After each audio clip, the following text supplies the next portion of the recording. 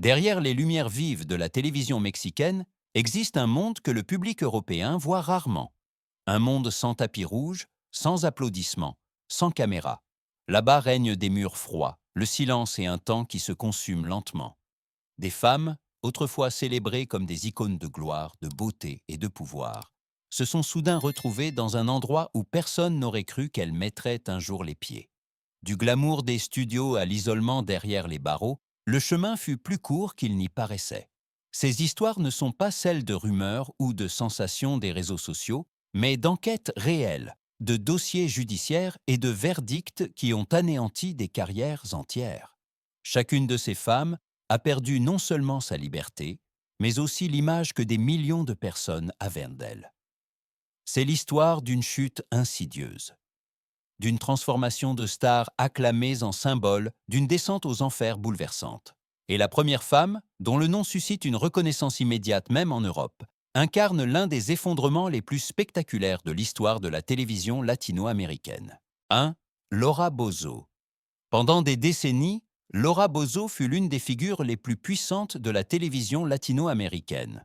Sa voix, son style agressif et sa capacité à transformer la souffrance d'autrui en audimat en firent une icône.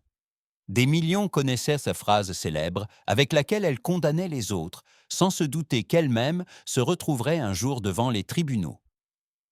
Derrière cette façade intouchable, des problèmes fiscaux massifs grandissaient cependant. Le tournant est survenu lorsque Laura a vendu un bien immobilier d'une valeur énorme et a dissimulé entièrement ses revenus aux autorités mexicaines. La somme était si élevée que l'État a engagé des poursuites pénales et l'a convoquée à plusieurs reprises. Laura a ignoré chaque avertissement, convaincue que sa célébrité la protégerait une fois de plus. Mais cette fois, la protection n'a pas fonctionné. En 2024, l'arrestation a eu lieu. Des agents fédéraux l'ont appréhendée, tandis que des caméras filmaient l'instant qui a choqué le pays. La femme qui, pendant des années, avait publiquement exposé les autres, se tenait à présent elle-même, silencieuse, entre des policiers. Devant le tribunal, sa dernière ligne de défense s'est effondrée. Des relevés bancaires, des actifs non déclarés et des documents officiels ne laissaient aucune place au doute. La condamnation a marqué la fin d'une ère. Laura Bozzo a disparu des feux de la rampe et est devenue un symbole du fait que même un pouvoir extrême à la télévision ne prime pas sur la loi. 2. Patricia Navidad. Pendant de nombreuses années, Patricia Navidad fut considérée comme l'incarnation de l'icône de la télévision mexicaine. Charismatique, proche du peuple et familière, elle était pour des millions de téléspectateurs un visage en qui l'on croyait. Mais derrière son sourire radieux, un dangereux changement a commencé à s'opérer lentement. Ce qui semblait au départ être des opinions personnelles s'est transformé en déclarations radicales et en théorie du complot extrême. Patricia a utilisé sa popularité pour semer la peur, instiller le doute et construire une audience numérique qui la suivait aveuglément. Alors que le public ne voyait que des déclarations provocatrices, les autorités enregistraient déjà des activités suspectes en coulisses. Les enquêtes ont montré qu'elle utilisait sa portée pour nouer des contacts avec un groupe extrémiste. Des transactions financières, des messages cryptés et des accords secrets ont permis d'établir un tableau clair. Patricia n'était pas seulement une voix, elle participait à la planification d'un attentat contre des représentants gouvernementaux de haut rang. L'arrestation a eu lieu aux premières heures du matin. Des unités lourdement armées l'ont appréhendée sans résistance. Les images de son arrestation se sont propagées à une vitesse fulgurante, détruisant définitivement l'image de la personnalité télévisuelle familière. Devant le tribunal, les preuves ne laissaient aucune marge de manœuvre. Mouvements de compte, protocoles de communication et témoignages ont mené à une lourde condamnation. Patricia Navidad a disparu dans une prison de haute sécurité et est devenue l'exemple effrayant de la rapidité avec laquelle le pouvoir public peut se transformer en danger réel. 3. Michel Viette. Dans les années 1990, Michel Viette était l'incarnation de l'innocence à la télévision mexicaine. Jeune, aimable et omniprésente, elle a marqué toute une génération de téléspectateurs, bien au-delà de l'Amérique latine. Lorsque sa carrière s'est faite plus discrète, beaucoup ont cru qu'elle s'était simplement retirée de la vie publique. Mais dans l'ombre de ce calme, un système financier complexe a émergé. Les enquêteurs ont découvert des montages de sociétés, des documents falsifiés et des comptes sous de faux noms, via lesquels d'importantes sommes d'argent étaient transférées. Des propriétés de luxe, des véhicules coûteux et des virements internationaux ne correspondaient en rien à ces revenus officiels. Les autorités ont commencé à enquêter discrètement jusqu'à ce que le filet se resserre. Lorsque Michel fut finalement arrêté, cela s'est déroulé sans grande mise en scène. Mais la nouvelle a explosé. Des images de l'ancienne icône de la télévision menottée ont détruit la dernière parcelle de son innocence publique. Devant le tribunal, l'ampleur totale du système est apparue. Les preuves ont attesté de son rôle central dans la fraude. Michel Viette a perdu non seulement sa liberté, mais aussi l'image de la bonne éternelle qui l'avait accompagné pendant des décennies. Son cas est devenu la preuve silencieuse mais bouleversante que certaines chutes sont préparées de longue date. 4. Irán Castillo. À la fin des années 1990 et au début des années 2000, Irán Castillo représentait la jeunesse, la pureté et la discipline. Ses rôles en firent un visage familier de la télévision mexicaine, aimé également par les téléspectateurs en dehors de l'Amérique latine. Les scandales semblaient lui être étrangers, son image était considérée comme immaculée. C'est précisément pourquoi la nouvelle, en 2024, a frappé le pays comme un choc. Dans le cadre d'une enquête en cours contre un réseau de drogue, un véhicule a été contrôlé sur une route de contrebande connue. Au volant se trouvait Irán Castillo. Dans des compartiments cachés, les agents ont trouvé des substances prohibées, emballées professionnellement et clairement destinées au transport ultérieur. La situation s'est aggravée lorsque son téléphone portable a été analysé. Des messages, des contacts et des itinéraires récurrents ont prouvé qu'il ne s'agissait pas d'un cas isolé. Plusieurs trajets correspondaient exactement aux mouvements connus de l'organisation. La défense a plaidé l'ignorance, mais les preuves étaient trop précises. Devant le tribunal, l'image de l'actrice innocente s'est définitivement effondrée. Irán Castillo fut condamné et incarcéré pour trafic de drogue. Son cas a montré de manière brutale comment même des idoles apparemment intouchables peuvent mener une double vie, jusqu'à ce que la réalité les rattrape. 5. Sabine Moussier. Pendant des années, Sabine Moussier a été la reine des méchantes à la télévision. Élégante, dure et redoutable, elle a incarné l'image de l'antagoniste parfaite dans le mélodrame mexicain.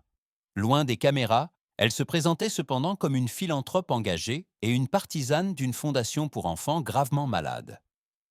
C'est précisément cette image qui s'est effondrée lorsqu'une dénonciation anonyme a révélé des irrégularités financières. Les enquêtes ont montré que les fonds de donation avaient été systématiquement détournés de leur usage. Des millions, destinés à des traitements médicaux, ont été versés sur des comptes directement liés à Sabine. Voyages de luxe, bijoux et propriétés immobilières ont pu être clairement liés au fonds de la fondation. La défense a plaidé l'ignorance, mais les emails, les virements et les documents internes racontaient une autre histoire. Les dégâts n'étaient bon pas seulement financiers, mais moralement dévastateurs. Le tribunal a déclaré Sabine Moussier coupable de fraude grave. Sa condamnation a marqué l'une des chutes les plus amères de l'industrie.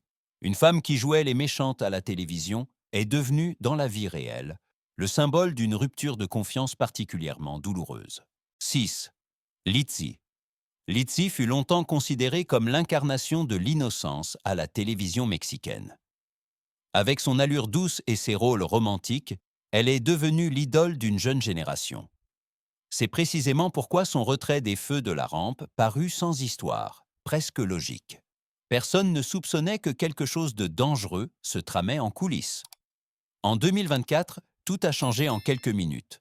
Lors d'un contrôle de police de routine, son véhicule a été fouillé. Les agents ont trouvé des armes à feu non enregistrées, ainsi qu'une quantité importante d'argent liquide, dissimulé dans des compartiments improvisés. La situation a dégénéré lorsqu'une tentative de corruption a été documentée. Les images se sont propagées à une vitesse fulgurante. L'image de la douce actrice de telenovela s'est brisée publiquement et irrévocablement. Devant le tribunal, Litsi a nié toute responsabilité, mais les témoignages et les preuves vidéo contredisaient sa version. Le verdict fut sans équivoque. La possession illégale d'armes et la tentative de corruption ont conduit à une peine de prison. Litsi a perdu non seulement sa liberté, mais aussi l'image qu'elle avait construite au fil des années. Son cas a montré à quel point les façades parfaites peuvent être trompeuses. 7. Nora Velasquez. Pendant des décennies, Nora Velasquez, figure culte de la comédie mexicaine, a fait rire des millions de personnes. Derrière l'humour se cachait cependant une vie pleine de ruptures intérieures, d'instabilité émotionnelle et de violences passées non traitées. Ces tensions se sont finalement déchargées en 2024.